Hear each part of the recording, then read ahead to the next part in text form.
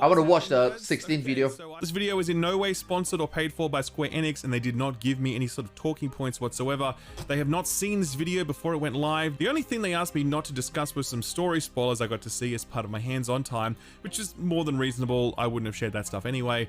At the same time, I do talk about some stuff in this video that some people may consider spoilers. Square Enix doesn't consider it spoilers, as they'll work it into their trailers, their gameplay reveals, and general marketing blitz, but you may consider it a spoiler. So if you consider anything as a spoiler, don't f***ing click on the video. Oh wow, look, holy shit. This guy title is called I Played FF16. Oh my god, I'm gonna watch this video, but I'm gonna avoid spoiler myself. Dude, if you want to avoid spoiler, don't click on the fuck.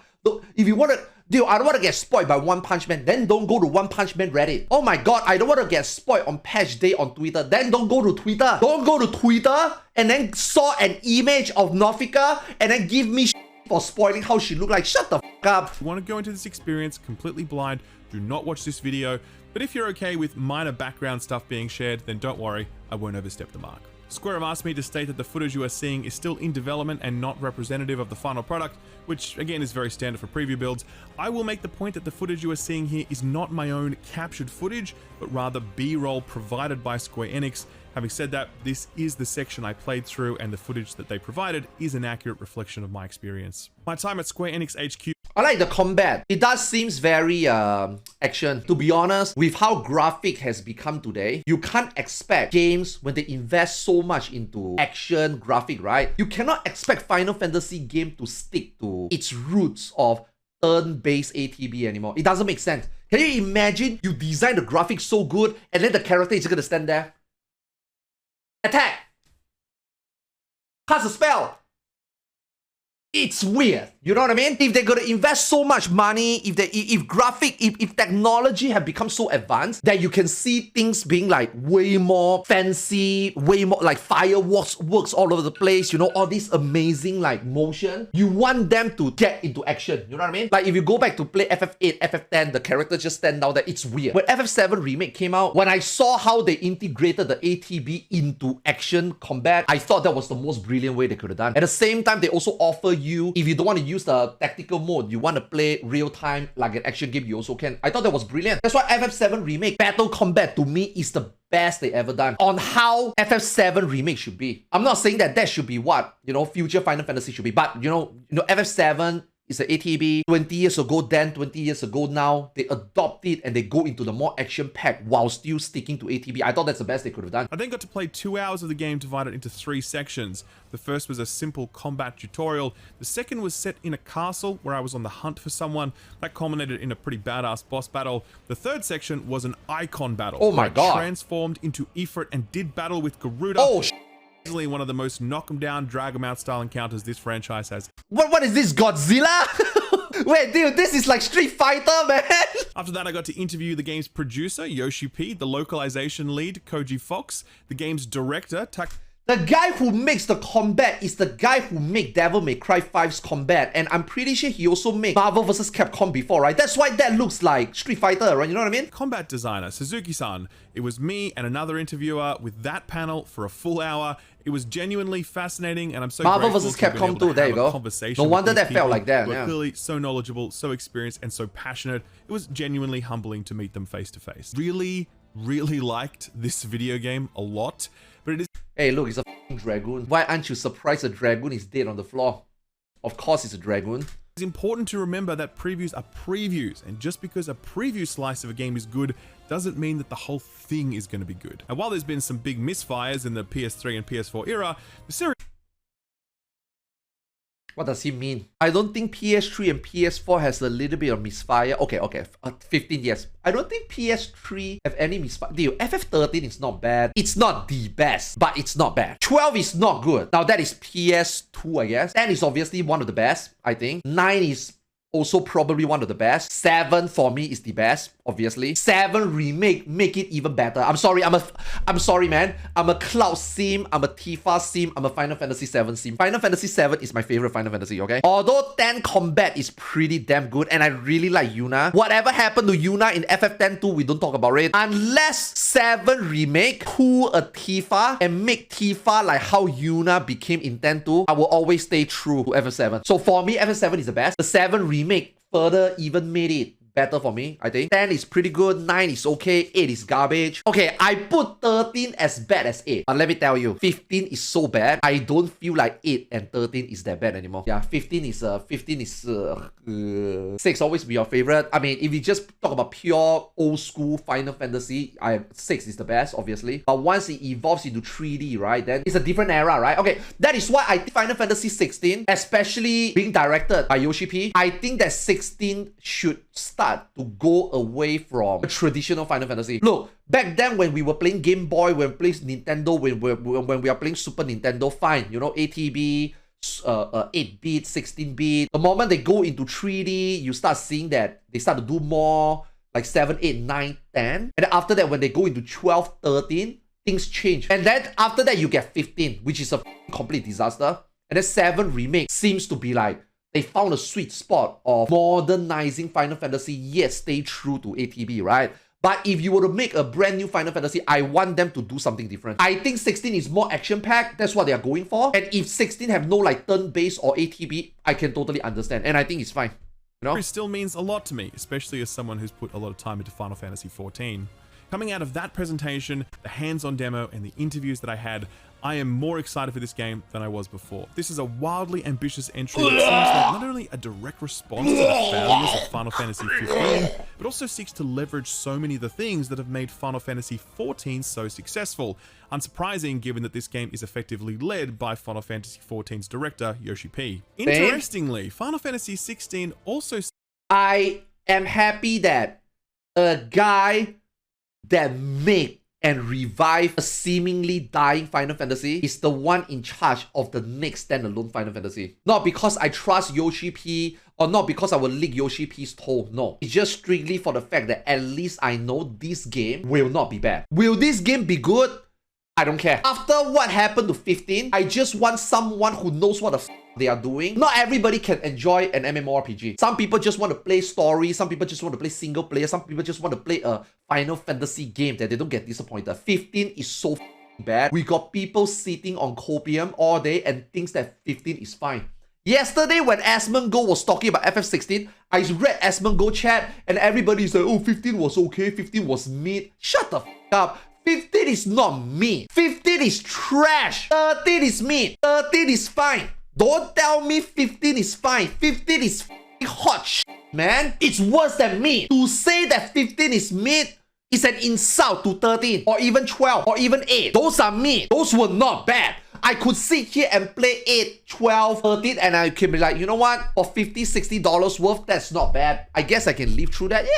Yeah, okay. I don't feel cheated. I don't feel like I got thrown at my face. When I played 15, I felt like I was insulted. Don't come and tell me the royal version is good. It doesn't matter. It doesn't matter. Okay, let me give you an example. If you take a dump in the toilet bowl, you go to a restaurant, you go to a fancy food hotel and you take a dump, their bidet is not working, they didn't have toilet paper, and then you end up have to use your own hand and wipe it clean, spray it clean, maybe take off your underwear and wipe it and then throw it away, and then you get out like, God damn it, that was a bad experience. And then later, right, the manager came in and say, hey sir, I'm really sorry that our bidet is broken. I'm so really sorry that there's no more toilet paper. Hey sir, here is the toilet paper. Can you go in and take another dump? Now you can wipe properly, compliments of the house. Oh, you know what? Now actually this toilet ain't that bad. Shut the f up! Your experience is already ruined. When Final Fantasy 15 launched, you were already given your experience is already ruined. It doesn't matter. Oh, the Ardyn episode is not bad. Oh, the Ignis episode made at least more sense. Shut the f up. That's the problem. The problem is that 15 wasn't complete. That's why it's so So it doesn't matter whether it was okay after. It's already okay? It just become less That doesn't mean it became me. Holy f man, I think 15 is so bad. You motherfuckers can never convince me that 15 was a decent game. Shut the fuck up. Just do me a favor, shut the fuck up before I stop in your face, okay? Seems to be. So again, come back. Ooh, come down a little bit.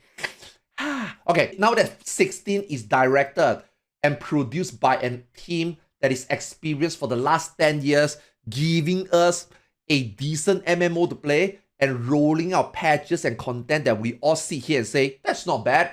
I think this FF will not fail. Will this FF succeed? I'm not sure. Honestly speaking, I personally don't think this FF would be as successful as FF7 Remake. I'm gonna be honest with you. Now, obviously not fair. FF7 Remake is gonna sell 3 times the copy. I don't think FF16 is gonna sell as much and capture as much interest and on nostalgia compared to FF7 Remake. A response to Yoshi P's view of the franchise, which he's described as fossilized in the minds of players. He spoke to me about reaching a new generation of gamers who grew up on first-person shooters and GTA, and he says he wants 16 to be the game that restores Final Fantasy to must-buy status.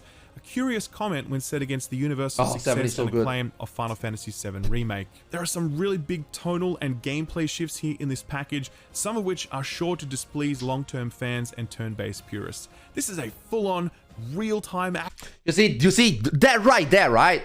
It doesn't even matter. This is like the internet, you know? It doesn't matter whether you're right or wrong. If you are different, opinion is always going to be split already. Like if Yoshi P decided that they want to drift away from turn-based and they want to do full-on action pack, then the other half of the Final Fantasy franchise purists will look at this and say, man, that's a miss. Because I still prefer that. And then you also got the other half of the people is like, man, those were quite outdated.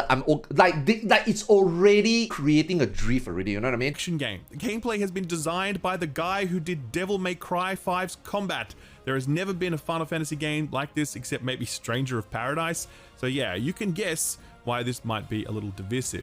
Now, for me, that is also a big L because those games are made fully focused on those gameplay. When you buy Devil May Cry, that is what you wanted. When you buy Dark Souls, that is what you wanted. I don't think people who buy Final Fantasy 16 specifically is looking to that. Oh, I'm gonna buy Final Fantasy 16 because it's made by Devil May Cry guy. Now, I fully expect this game to be like Devil May Cry. It's not gonna be. Why? Because if it is, then it's called Devil May Cry. If you buy this game, even if it is made by the combat guy that made Devil May Cry, you are never gonna get as good combat as Devil May Cry. Because that's not what Final Fantasy is. I'm gonna assume that the story is gonna be f***ing amazing. The combat is gonna be not Dark Souls punishing, not Devil May Cry fanciful and or that type of difficulty where you have to like, you know, get all the style points and shit to be considered good. I'm pretty sure this game will offer you that, but as long as you bring the boss HP down to 0, you did a good job. I expect that. You're never gonna hit the Devil May Cry, you know what I mean? You're never gonna surpass that, right? Because if you do, then this game will not be called Final Fantasy 16, right? But I can tell you right now, I really liked what I played. It was confronting to see a mainline... You see, for me, right? If they can do anywhere near Devil May Cry, all this eye candy is good enough for me. For me, when I play a Final Fantasy standalone game, I expect a little bit of difficulty, not that much. I don't expect it to be Dark Souls. I don't expect it to be super action. A little bit of action, a little bit of eye candy. I get to see nice fanciful stuff. For me, that's good enough. Are you afraid that this will be a mediocre 14 and a mediocre action RPG? I think this will be a mediocre action RPG, but I do think that this will be a good Final Fantasy. I think that the story will be good. I think the story will carry it. Just for the story and the graphic itself, I think it will carry this series. And that is the part where 15 failed, because 15 stories. Oh, it got better at the royal version. Shut up. Fantasy games have often been quite restless, refusing to set into familiar categories or buckets. It all starts to make a lot more sense. Final Fantasy 16 is by no means safe. This could all go pear-shaped come launch, absolutely. But for now, I am all in. True. Because it's a brand new, because it's gonna drift away from tradition. It's gonna be mixed, right? So for this I video, agree with him. I think it might be good if I don't think it matters how it's gonna be. At the end of the day, it's a standalone. Because I definitely found myself going through. At the end of the day, it's a standalone. It's a one and done. As long as it's one and done and fine, that's good enough. Through a bit of a journey of understanding in the 6 or so hours that I was at Square Enix. I think it'll probably be similar for you as I recount it to you. Final Fantasy 16 is a real-time action game where you control only one character. It is not party-based. Oh no! So I can't switch like Tifa and Barret. I'm only playing one character. It is not turn-based. It is not ATB, similar to Final Fantasy VIII or 7 Remake's hybrid ATB model. It is all real-time, which, yeah, is absolutely going to be very confronting for a lot of long-term fans of the series. I can see that. Let me tell you, based on what we see on 15, dude, the AI better be better than 15. Even if the AI is remotely trash, if you tell me this game AI do some really dumb shit, it's over. On this during the presentation, and he introduced it like this. He listed 4 pillars on which the game is built: powerful narrative, a vast ensemble cast, graphical fidelity, and finally, fresh, exciting battles. I'll quote him directly since I actually recorded and transcribed the presentation. Quote, "And finally, and possibly most importantly, has been our dedication to creating fresh, exciting battles." That I agree. Because in FF14, they also do that. As a Final Fantasy 14 player, it's promising that you can expect some sort of consistency from him making 14 into 16. You know you are gonna get your money back. Are you gonna get more than what you pay for? Maybe, maybe not. But at least you know for sure you will get your money worth. You know what I mean? And that is my expectation. I expect to pay X amount of money and get back X amount of return. Over recent years, real-time action games have continued their march to become the norm amongst gamers. To keep in step and further evolve the Final Fantasy series. I mean, let's be honest, even FPS games are like action games now. Overwatch, Valorant, it's like a action game now, you know what I mean? Is it really an FPS game now? Yeah, it's an FPS game, but you know, almost every game is going towards real-time action, you know, at some degree, right? Final Fantasy XVI has stepped away from the traditional command-based battle system more common in the older games of the series, and adopted true real-time action controls. That's fine. I thought this was a really interesting way to position it because it kind of makes it sound like Final Fantasy is playing catch-up with the rest of the video games industry, and it also doesn't really acknowledge Final Fantasy VII Remake, since the combat there was a really inspired. 7 Remake combat is the best.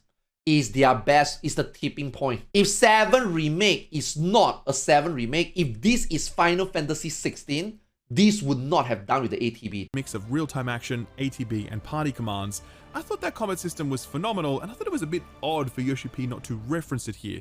Again, that is something I asked about later on. For now, you can't.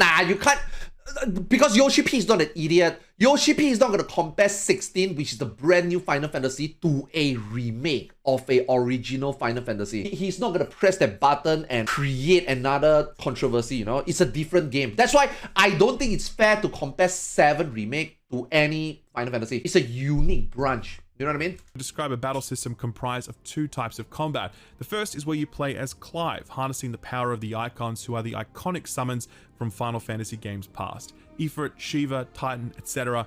As Clive comes into contact with these icons, he gains access to their palettes, allowing you to purchase abilities, customize them, and combine them to create truly unique playstyles. Based on the menu I saw, I think there are going to be 8 of these icon palettes available to Clive, but don't quote me on that. The other type of battle you'll engage in are the icon battles, where Clive transforms into an icon and fights another person who has transformed into an icon. These battles are very different from the base combat type, but they still share some familiar man, Shiva just DNA, like the ability to dodge, do melee attacks, do ranged attacks, and use special abilities. These are all just eye candy. I guarantee you this icon combat is just pressing one button and watch them unfold sequence. I don't think this is gonna be like very technical, dodge, jump, kick, punch, combo. No, this is gonna be a straight up, when the mob casts this spell, you press guard. After you guard is charging, you press that to stagger. It's gonna be very basic gameplay. This is just gonna look nice. Interestingly, you know what I mean? each of these icon battles... Oh, yo, look at that. Yeah, you see that? You see that?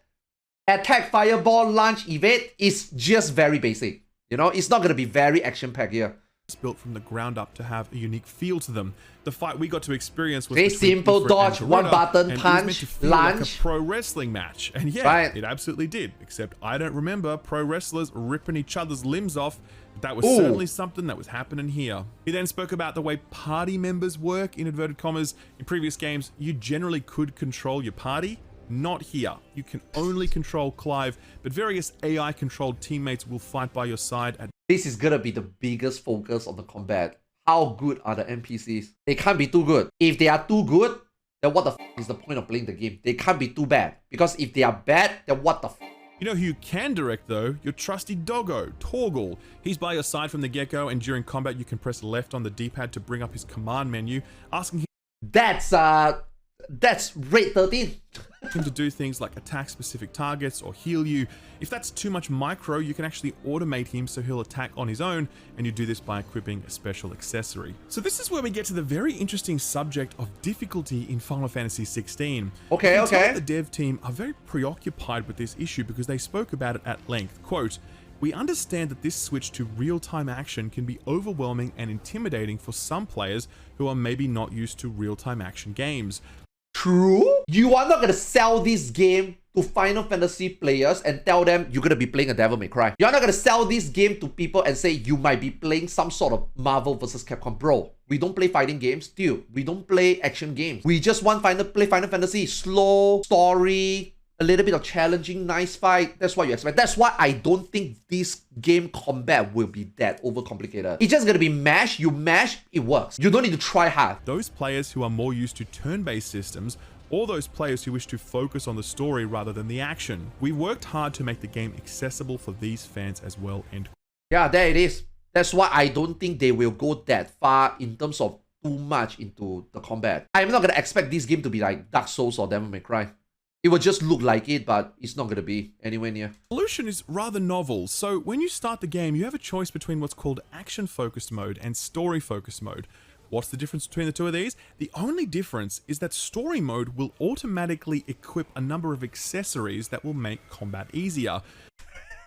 The Kotaku mode. This is the mode for the reviewers, IGN, Kotaku, so that they can write 5-star review. You can't expect those people to know how to play the game, you know? For example, there's a ring called journalist mode, focus, which massively increases the window, allowing you to dodge by slowing down the game.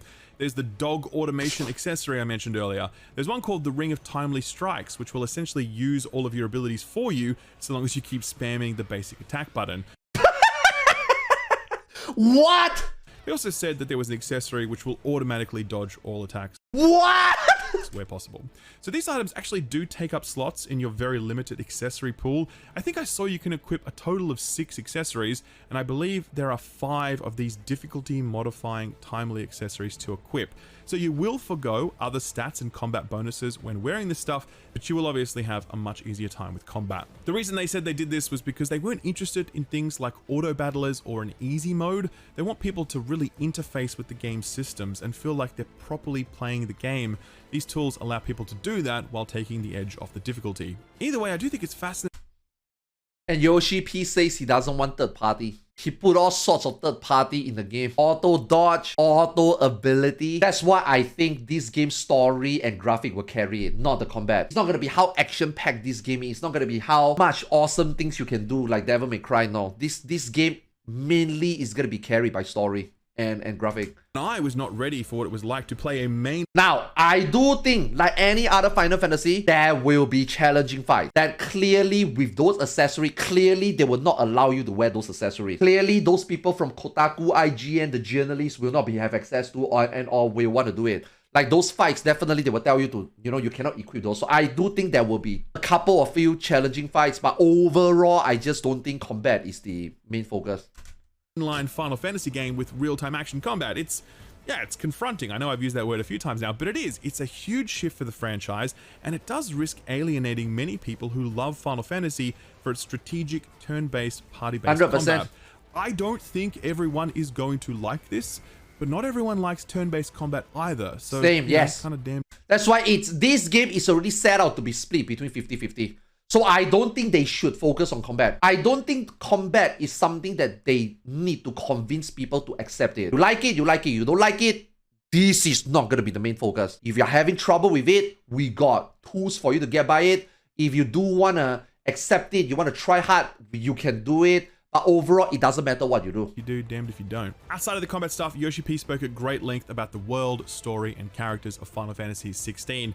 He described their narrative ambition, quote, "To return to Final Fantasy's rich high fantasy roots, to tell a story about politics, justice, and values, something that would appeal to younger audiences just stepping out into the world, but also older players who've experienced a lot themselves, end quote. One way this is achieved is through the time jumps that Final Fantasy XVI employs. The game tells the story of Clive at 3 points in his life: his teenage years, his 20s, and his 30s, though the teenage years is an extended flashback sequence that sets up the events of the rest of the game. Final Fantasy XVI is set in the world of I hope it's not too jumpy. When I play FF8, I hated every time. Now, don't get me wrong, I love Laguna, right? But every time they cut to there, I'm like, oh, me. Come on, dude, come on, man. Like, no. You know, hopefully it doesn't jump too much. Hopefully it's just like a background thingy, background story thingy, you know? Althea, a world of rival kingdoms who maintain a delicate peace. The world's power is dotted by the mother crystals dotted throughout each kingdom, with some kingdoms more powerful than others due to the density of mother crystals within their borders. These are essentially akin to oil fields, and they are drying up. The resource scarcity is fueling tensions between kingdoms, particularly as they eye a central, neutral kingdom which contains the largest and most powerful. The waifus though. We need a waifu. Every Final Fantasy has a waifu. Powerful mother crystal of all. This delicate peace is maintained by the icons, powerful elemental. Oh, okay, there she is. Now, she's not really a waifu. Like, we need a interactable, always there waifu, you know what I mean? Forces that any Final Fantasy fan is familiar with. Ramuh, Ifrit, Shiva, Garuda, Bahamut, Titan, Odin, and more. These icons are so powerful that they act as a sort of mutually assured destruction, since any one icon is more than enough to lay waste to an entire kingdom. In Final Fantasy games past, these icons were summons. They were separate from the characters. But here, the icons are embodied in the this one, waifu? dominance. People from each kingdom all blessed or cursed with the power of an icon. They can call upon its power during regular combat, just as Clive does, but they can also transform into their icon, ready to do battle at the absolute peak of their destructive power. This whole story setup, I fucking loved it. I was hanging off every word. The geopolitics, the magic, the environmental... Wait, that's a Call of Duty. Wait, what the f? This is a Call of Duty map. Allegory of the crystals, these dominance and how they are both slave and master to the icons that are their charge. It's just sick. It's really adult, it's dark, it's cool, and Final Fantasy needs to do something like this because this is a very mature franchise at this point in terms of how old it is, and it's nice to see that Square aren't shying away from pitching something at an adult reading level. Yoshi P would go on to provide details about the major characters in the Asahi?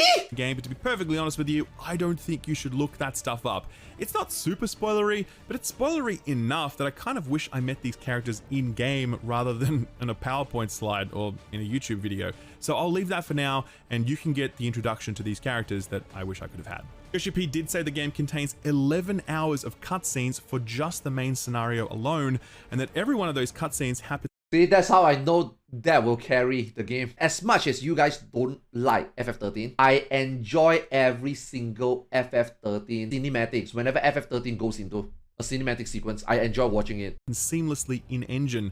They spoke often about their desire for Final Fantasy XVI to feel like a roller coaster ride, and part of that is the technology supporting it. You will go from exploration to cutscene to combat without any loading screens appearing, and yeah, I experienced this for myself. Okay. It's wonderful. Though I will admit that I do miss those super detailed FMVs that Final Fantasies used to produce at key story moments. I love every time they go into this cutscene, I love it. FF13 have a lot of this. Speaking of exploration, Man, FF10 is so Final good. Fantasy 16 is not an open world game, a point Yoshi P spoke about as well. Quote, FF16 is not open world? Is it gonna be like FF7 then? Final Fantasy 16 is not an open world game.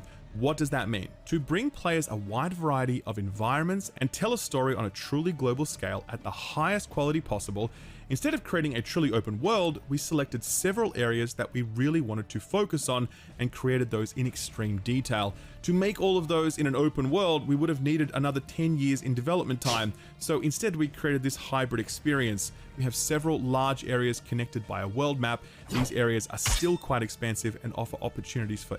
Okay, so it's not open world, but the map of those areas that is connected, it's quite big. So can I assume that it's something like Eureka? You know what I mean? You know what I mean? It's not an open world, right? But still big enough, right? exploration, end quote. To me, Or it sounds FF7. kind of like Dragon Age Inquisition or God of War, maybe? I don't know, since... Yeah, we yeah, couldn't yeah, do God of any War, yeah, exploration God of War, during our yeah. hands-on Maybe like session. God of War, That's yeah. my guess. To be perfectly honest, I am fine with that. I think we all know the pitfalls associated with most contemporary open world game design. If Yoshi P and his team want to sidestep all that, it's all, hey, to be honest, it is the same as FF7 Remake. FF7 Remake Part 2 might have some open world, it might actually be bad for the game. and just focus on curated spaces, I am 100% down. The presentation finished with a few important notes. Number one, on the topic of performance mode, yes, the game will ship with a performance mode. The build I played was Fidelity, targeting 4K, but apparently there will be a mode that prioritizes frame rate at launch. Square did not provide any specifics on what sort of frame rate or resolution they're targeting for that mode. As an aside, I asked if this was running in the Luminous engine, and Square said no. I asked if it was Unreal, and they said no. I asked what it was, and they refused to say. So yeah, I guess that's something they'll talk about later. They concluded by saying that unless a meteor strikes the office, this game is not getting delayed. It's a deliberate or accidental Final Fantasy VII reference, but either way, it's nice to know that that June release is essentially set in stone. So that was everything I got from the presentation. What about, you know, playing it?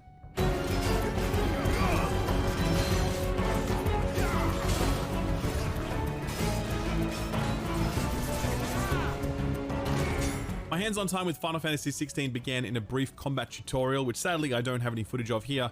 This was set in those teenage years I mentioned earlier, where Clive, a prince of his realm, is being trained by the Master at Arms. Immediately, combat feels extremely familiar and intuitive. You can lock on to a specific target with L1, but I mostly used free cam. There's a dodge button bound to R1, and dodging at the last possible second will trigger a witch time effect, slowing down combat and giving you a nice big attack window. Your basic attack is bound to square and it will dish out a simple 4-hit combo. There's also a jump button bound to X. After that, things start to get more specific to whichever icon palette you have equipped.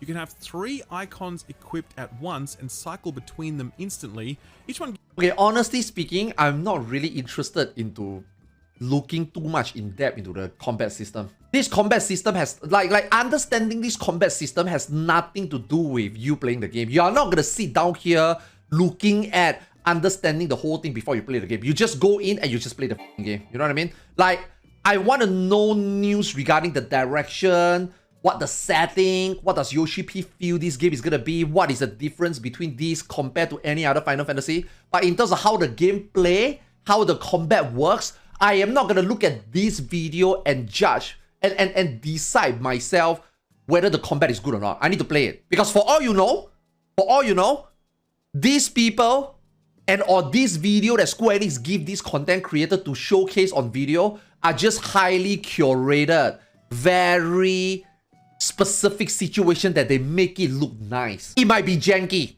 You won't know it. You can sit down here and break down the whole combat system. At the end of the day, it might not be what it is. You know what I mean? You know what I mean? Gives you a specific... Like, even if this guy would have tell me about, oh, after I play, I can tell you the... Leo, listen, maybe you are just casual. Maybe you suck at the game. Maybe you don't even do anything relevant in Final Fantasy XIV. Why am I gonna listen to you complaining, talk about combat? We play different. I'm more optimized. You telling me how the combat feels is not gonna make me like or don't like the combat, feel whether it's good or not good just on looking at it. You know what I mean? We have to play it ourselves. Movement ability bound to circle. So for example, when I have Phoenix equipped, I will dash forward, but if I have Garuda equipped... You see, all these things is in-game learning. And all of this was running in-engine, real-time, no trick. It looks good though. Looking at other trailer footage and seeing what we're in store for, I'm very confident that Final Fantasy XVI is going to be a looker. I will say though that the motion blur was kicking in really hard whilst playing, and it was the motion blur can the build definitely was be not finalized, said, and I don't know how much optimization has disabled. gone into it versus what will be in the final product. But yeah, the motion blur was so bad that there's no way in hell I would be playing the 4K mode. I would definitely be turning on the performance mode if the final product is anything like this. But to be fair, I would just always turn on performance. They don't seem to be utilized during combat, but they are used in certain QTE events like this opening of the gate. At your leisure, Clive. Entering combat is just as Yoshi P promised. Totally seamless, no loading screens or whatever. Enemies are just standing there in a room, FF15 is also the same. immediately ambush them, and then it's on like Donkey Kong. They appear in fairly big numbers as well. Most encounters had at least 5 enemies, sometimes up to 10. There were mini-boss encounters which were one-on-one or featuring one mini-boss flanked by some low-level goons. This is where we can talk about those icon abilities. You can equip 3 icon palettes at a time, and within that you can equip 2 abilities for each icon. There are multiple abilities to choose from within each icon palette, so already you can see the foundation here for the customization framework. You use your abilities by holding R2 and then pressing either square or triangle. Less than you can 3. then press L2 to cycle to the next icon palette so that you can then use those abilities. There's a handy little UI thing in the bottom right corner showing you which abilities are currently on or off cooldown, and I use this a lot. It's a great feature. The abilities are really distinct and absolutely lean into the identity of each icon. Large, arcing AoE attacks. Garuda has this attack that will spin up into the air, allowing you to set up for air juggle combos, as well as a... Okay, this is the part that I'm not interested. Because this is not news. I don't care about gameplay. I do not care about gameplay. Gameplay, I can figure it out myself. I don't need to watch a video to tell me how to play the game. You know what I mean? I want to know what Yoshi P says. I'm not going to judge the game based on what I see here. You know what I mean? After I interviewed localization director Koji Fox, I went up to him to thank him for his work on Final Fantasy XIV, because one of the reasons that game works as well as it does here in the West is that it has an absolutely flawless localization. Not just a straight translation, but almost like an adaptation that includes turns of phrase or idioms that only work in English, and a lot of that stuff can be attributed to him. We got to talking, and he told me that while the script was written by someone else in Japanese, someone named Kazutoyo Maehiro, Koji Fox was sitting next to him while he was doing it, and they were constantly having this back and forth. Koji then translated the final script into English, and he then personally led the motion and lip sync capture sessions, which were conducted in English. After that, the in-game lip sync was done for cutscenes, and then... Oh, whoa. I was so afraid that he's just gonna grab her boobs, man. The Japanese audio dub was recorded, and they were making changes to the script so that the Japanese voice lines would better fit the English in-game lip sync.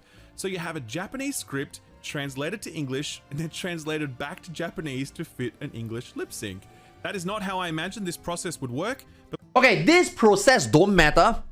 As long, okay, here's the thing. As long as, just now like he said, context, idioms, etc., language difference in culture, the things that they say, what word means, have what impact on what sentence, how it weighs, those are things that only an expert translator can get it right. And because it's Koji, I think that he will get it right. Because Koji has been working in Japan, doing localization work since even the early days of FF11. And then obviously we play FF14, we've seen his work. He is very good at understanding the English culture and then make it into Japanese culture and vice versa to make them sound right and passing and relaying the right message. Because not a lot of things is direct translation and it works. I think I'd say it's a process that's paying very big dividends.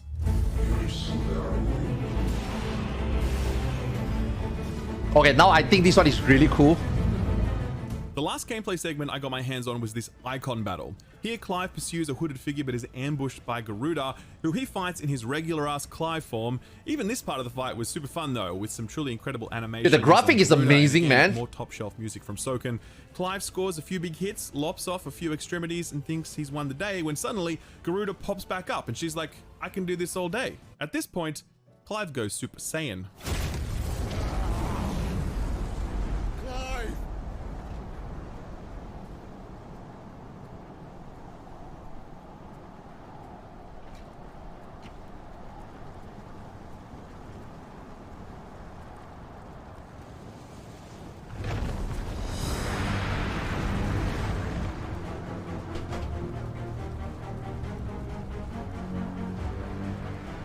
Nah, I don't want to look at the battles. Like, I don't want to know how they work. I just want to look at the graphic. I will figure out the gameplay myself. I just want to see the direction of the game. I just want to listen to the interviews. Gameplay, you don't need to look into gameplay. Yeah. Clive is now transformed into legendary fire elemental Ifrit, and as this the one camera literally just shifts press over button. Ifrit's shoulder, you get a sense of the size and scale of these icons. This is rock Caesar Battle paper has a right lot here. of kaiju energy, not surprising at all, given that icons can be as large as 150 meters tall. The combat here is much simpler than Clive's human form. Yeah, you see, okay, exactly. The battle here is ultimately Like, this one is bombastic obvious. You just spectacle, press. and absolutely delivers. It's rock Caesar Where you paper, right? move This toward gameplay is rock Garuda, Caesar paper. Punch and kick the shit out of her, knock her to the ground and drag her, rip her damn limbs off. It's that wrestling match that Yoshi P spoke of earlier, but again, a reminder that each of these icon battles has been designed differently to elicit a different feel each time. At the end of the fight, Ifrit is victorious, but it's clear that Clive is no longer in control of him, Spoiler! forcing his friend to intervene and settle him down. Stop this! Now!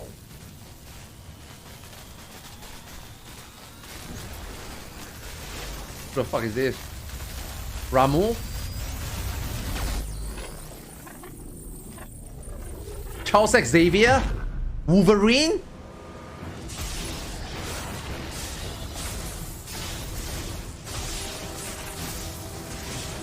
I'm telling you, this game is just a cinema. This game is just a movie. And I got no problem with that. Now, I know this come as weird for me to say, what the f are you talking about? Well, I've been seeing you play Final Fantasy XIV on stream for 7 years. You never watch a single cutscene. Let me tell you, when I play FF13, I watch every cutscene. When I play a single player JRPG game, I want to watch the cutscene. Like, as long as the gameplay looks nice, fun to play, doesn't feel janky like FF15, I'm okay with how they play. You know, it doesn't need to be in-depth. Have fun mashing a few buttons, and I just want to watch a cutscene. So I think this game is going to be going more of that direction. I think it's just a lot of cinematics, in-game QTE and stuff, which is fine, Because of course, the game looks good, right? The game looks good. Yeah, that's my expectation for this game.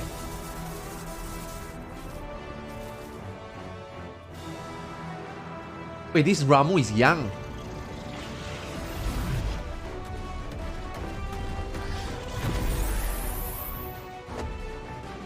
More check.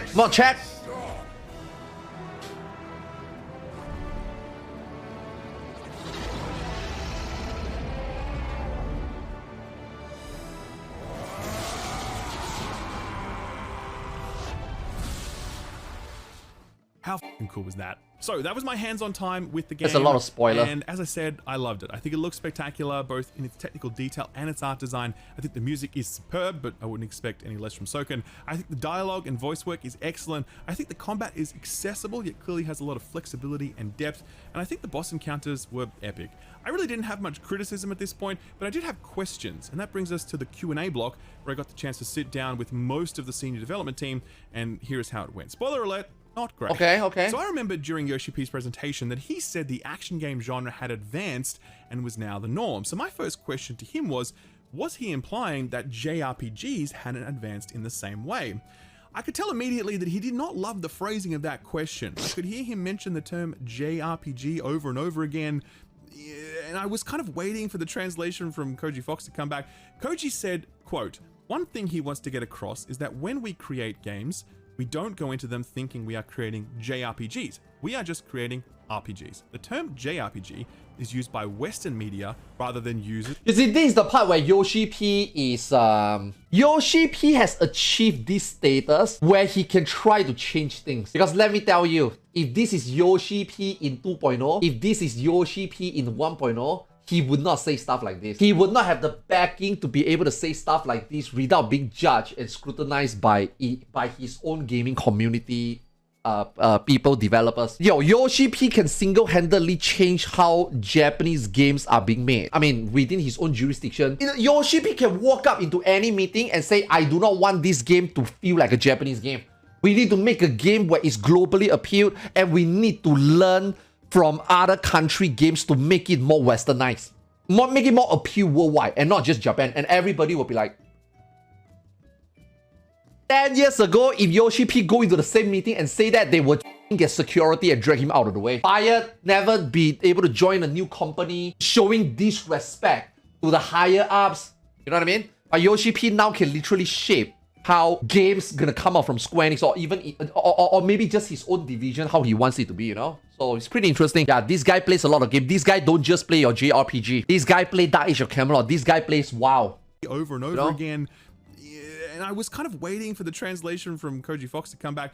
Koji said, quote, "One thing he wants to get across is that when we create games, we don't go into them thinking we are creating JRPGs. We are just creating RPGs. The term JRPG is used by Western media rather than users and media in Japan." And I mean, obviously, right? I mean, obviously, right? If you are in Japan, then obviously you just call it as an RPG, right? You wouldn't specifically call it JRPG, right? Of course, but we discussed. It's like American would not call an American NARPG, Western MMO. You know what I mean? You just call it MMO, right? Because I could tell that he wasn't comfortable with that term, and then he said something really fascinating. Quote, "This is going to depend on who you ask, but there was a time when this term first appeared 15 years ago, and for us as developers, the first time we heard it, it was like a discriminatory term, as though we were being made fun of for creating these games. And so for some developers... You see, this is the culture of Japan. In Japan, right, if you make up a term specifically to direct at the Japanese community, they will think that you are kicking them out. Let me give you a few examples, like Dragoon. In Japan, right, you call Dragoon Ryushiki, right? But if you call them Ryu-san, they feel very offended. Dragoons feel very offended. It is the same as NA. When you say Lord DRG, when you say Lord Dragoon, Dragoons get very offended. A lot of Dragoons will go into defensive style, like, I'm not that bad, don't call me a floor tank. Basically, in Japan, it's the same. If you use a special term upon one of their objects, they would think that you are trying to make fun of them. In this case, like, you're trying to discriminate them. I mean, it's interesting that Yoshi P feels JRPG as like a, you know, we call Japanese RPG as JRPG because they are different, because maybe they are bad, maybe they are not considered typical RPG, you know, they are just like JRPG, you know, like just Japan only, you know, maybe they look at it as a discriminative way, which is funny, because I don't think anybody think about it that way, but the term JRPG can be something that will maybe trigger bad feelings because of what was in the past. It wasn't a compliment to a lot of developers in Japan.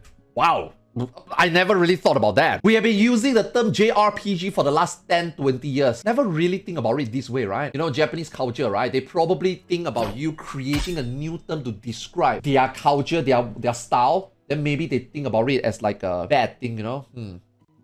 We understand that recently JRPG has better connotations and it's being used as a positive, but we still remember the time when it was being used as a negative, end quote. I was so stunned by this I had never heard this before. Exactly, I never heard it before. It was sort of as agnostic as ARPG or CRPG. It was a shorthand descriptor. Yeah, I actually never heard about that before.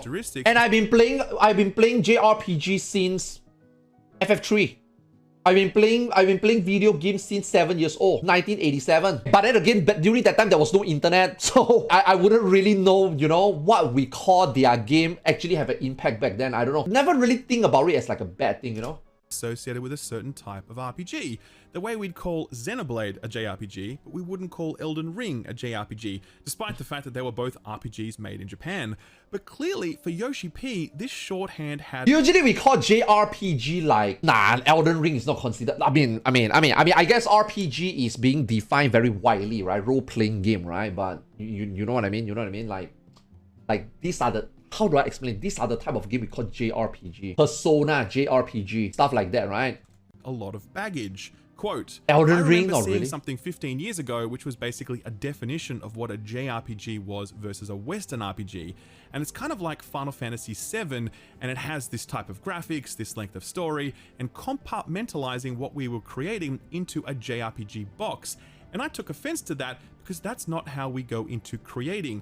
We were going in to create an RPG, but to be compartmentalized, we felt that was discriminatory, end quote. So fascinating, right? You are not getting invited to the next media tour. One of the most successful RPG makers of all time, working in the company that basically invented the JRPG. Send this guy out! Who invited this guy? Saying that the term JRPG was kind of offensive. That was such an eye-opening exchange. Anyway, I think this speaks to Yoshi P's desire to not have his games be put in narrowly defined boxes. Final Fantasy XIV is a really good example of that. It's a very unique spin on the MMORPG formula. Final Fantasy XVI is clearly another. One of the biggest thing about Yoshi P is how he really... Not everybody can walk up to the CEO of Square Enix and say, it's either this way or I'm not doing it.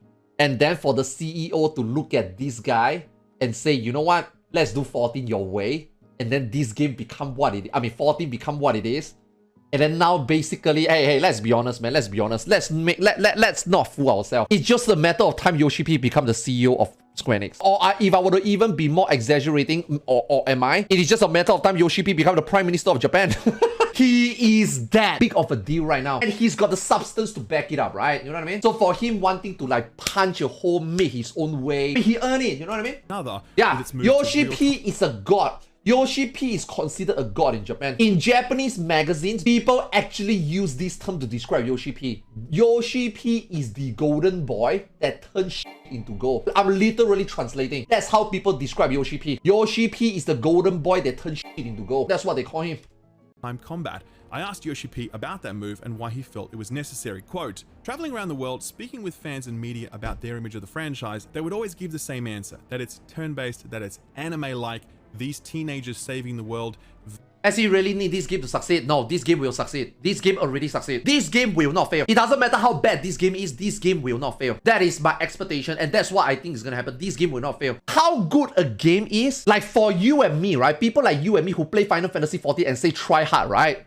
Difficulty and in-depth combat system of the game is not important. To the whole world, how the game look and feel, how the game is delivered, how everything is packaged, and how everything is stabilized, doesn't confuse you. Anybody can play, everybody can buy this game and tell yourself, I think I enjoyed this game. That is the most important thing. When you deliver a game into a package and you send it out, you buy it off the shelf, that is the only thing a general player think about it.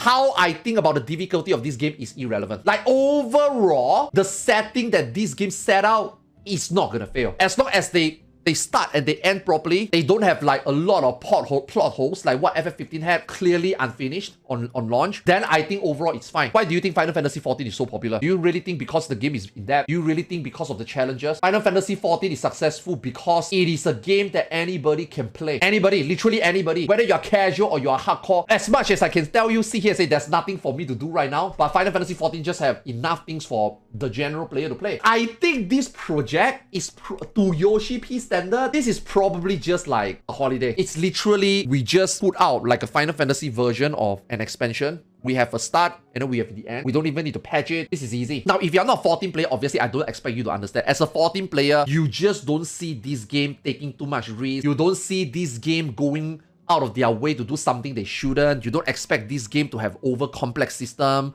This game is gonna be able to, like, even if you play, okay, look. This one 100% is gonna happen. It doesn't even matter whether you play optimally, you will kill the boss. It doesn't matter whether you have full uptime. It doesn't matter whether you burst properly in your 2 minutes window. You will beat the game. Will any Final Fantasy XIV player expect that not to be the case? This was turning off some players because they thought it could only be that, and that was a reason to not get into it. On top of that, you have a generation of new gamers who were raised on first-person shooters and games like Grand Theft Auto, where input is always direct. The thought of having to wait before you act is kind of a disconnect for that young generation. So with our goal to expand the series and broaden the audience, bring back players but also welcome new players, we realized that we had to evolve the series and change it up from what people expected, end quote. Again, I found this... And this is exactly what he did for 14. So with our goal to expand the series and broaden the audience, bring back player but also welcome new player, this is literally Final Fantasy XIV. This is Yoshi P's motto for Final Fantasy XIV. This one right here, right? Expand the series, broaden the audience, bring back players but also welcome new players. Yeah, evolve the series, change it from what people expected, yeah. Had to evolve the series and change it up from what people expect. I mean, these type of things involve change, and change is never accepted immediately by people. That's why a lot of people don't play 14. A lot of people still stick to 11. A lot of 11 experienced veteran players, they never switch to 14. All these changes doesn't guarantee higher numbers. A lot of people are not willing to accept change, players included, you know what I mean? End quote. Again, I found this so interesting to know that Grand Theft Auto has directly influenced Final Fantasy XVI, but also because it implies that he doesn't think the innovations present in Final Fantasy VII were enough to shift people's perceptions of what this franchise is or could be. My final question to him was, what would you like to say about this game 5 years from now, both as a standalone experience and as part of the Final Fantasy franchise? Quote, what I want is for players to say, wow, that it blew them away. WoW can be perceived in different ways. WoW because of story. WoW because of lots of crazy boss that's what he's going for. WoW because whoever made this must have been out of their minds. What we want is for players to have that sense of wow. You notice none of this invoked high challenge. Now, I'm pretty sure this game will have some high challenge. They will definitely have some post-game like typical Final Fantasy, but those were never the things that you sell to a Final Fantasy fan. You don't sell Final Fantasy VII to people and say that there's an Emerald Ruby weapon back there. Oh, there's Knights of the Round that you can collect, Black Chocobo for you to breed. Like stuff like that, right? They don't sell those things, right? They sell you the generic gameplay of a Final Fantasy game, right? And I think they will succeed in their part. And I think that will be enough through Final Fantasy to say 16, we can kind of regain that sense of the Final Fantasy series is a must-buy. You must check this out. Something that we don't have now. And we can return to the idea that when a Final Fantasy comes out, it is... And this will be better than 15, 100%. It's already bad, but 16 is gonna make 15 look so bad. I think 7 Remake already show you how bad 15 is already. This one is gonna just make 15 go into the grave. Worst Final Fantasy ever. Ugh.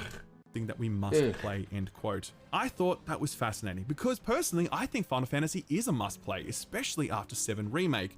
But obviously Yoshi P doesn't agree, and I think a lot of the big bold plays that we're seeing here in 16 can be explained by this hunger that don't ever compare 16 to 7 Remake. I don't think you should. Now 15 compared to 16, 100%. something guaranteed success or entitled to your dollars or playtime.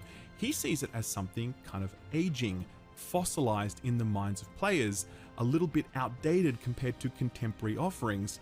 And he's not happy with that. That is why there are no sacred cows, whether it's the narrative tone or the technology they're using or gameplay. Everything is on the table for Yoshi P and his team. Will long-standing fans of the Final Fantasy franchise agree with his assessment and his interventions?